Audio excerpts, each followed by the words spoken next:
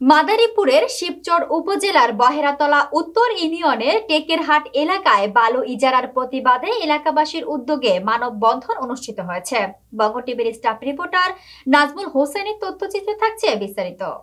শনিবার 25 অক্টোবর সকালে টেকেরহাট বাজারে এই মানববন্ধনের আয়োজন করা হয়। স্থানীয়রা জানান, বহেরাতলা উত্তর ইউনিয়নের 2 নং ওয়ার্ডের টেকেরহাট এলাকার পার্শ্ববর্তী শিরওয়াল ইউনিয়নের কিছু অংশে কয়েক বছর আগে আড়িয়াল খাঁ নদের পাড়ে পানি উন্নয়ন বোর্ডের উদ্যোগে বালুর ভরাট করা হয়। কিছু অংশে কয়েক বছর আগে আড়িয়াল খাঁ নদের পাড়ে পানি উন্নয়ন বোর্ডের উদ্যোগে বালু ভরাট করা হয়। ওই বালু ভরাটের ফলে নদী ভাঙন রোধ হয় এবং সেখানে গড়ে ওঠে হাট বাজার, স্কুল, মাদ্রাসা ও ব্যবসা প্রতিষ্ঠান। অভিযোগ উঠেছে, বর্তমানে ইজারার মেয়াদ শেষ হয়ে গেলেও এক শ্রেণীর কুচক্রী মহল পুনরায় ওই স্থান থেকে বালু কেটে নেওয়ার পায়তারা করছে। এতে এলাকাটি নতুন করে ভাঙনের ঝুঁকিতে পড়বে বলে আশঙ্কা করেছেন স্থানীয়রা।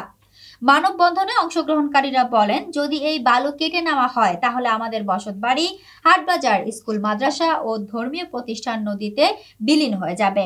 তারা অবিলম্বে প্রশাসনের হস্তক্ষেপ কামনা করেন এবং বালু ইজারা বাতিলের দাবি জানান। এই ঘটনায় এলাকাবাসী ইতোমধ্যে জেলা প্রশাসক, উপজেলা নির্বাহী কর্মকর্তা এবং সহকারী কমিশনার বরাবর স্বাক্ষর সহ একটি স্মারকপত্র জমা দিয়েছেন। স্থানীয়দের দাবি, জনস্বার্থে দ্রুত প্রয়োজনীয় ব্যবস্থা গ্রহণ না করলে শিবচরের একটি জনবহুল এলাকা নদী ভাঙনের হুমকিতে পড়বে। এলাকাবাসী সবাইকে আসসালামু আলাইকুম।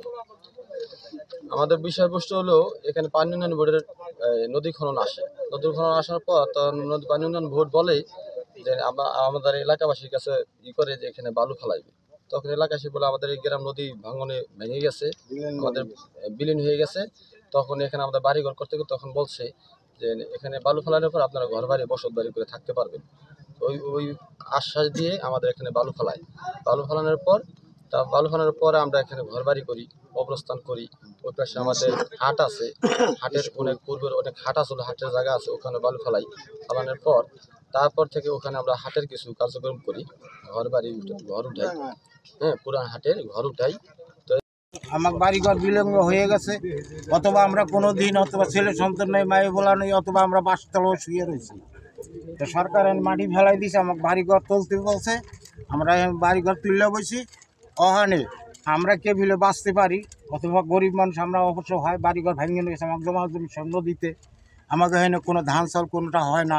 আমরা খুব অসহায় আছি। আমাকে যে এই বাড়িঘর যে আমরা করে থাকতে পারি বসতে ভালো মতন, সরকার সাইডে আমাকে আবেদন এলো কথা। তো কৃষক আছে, কৃষক করে খাইতে আছি আমরা, আমাকে উপরে সরকার জানি এটা নজর থাকে ভালো। আমরা এই বালির নিগা ডাক্তার ইউনিটের কাছে আবেদন করছি, বালি না নিতে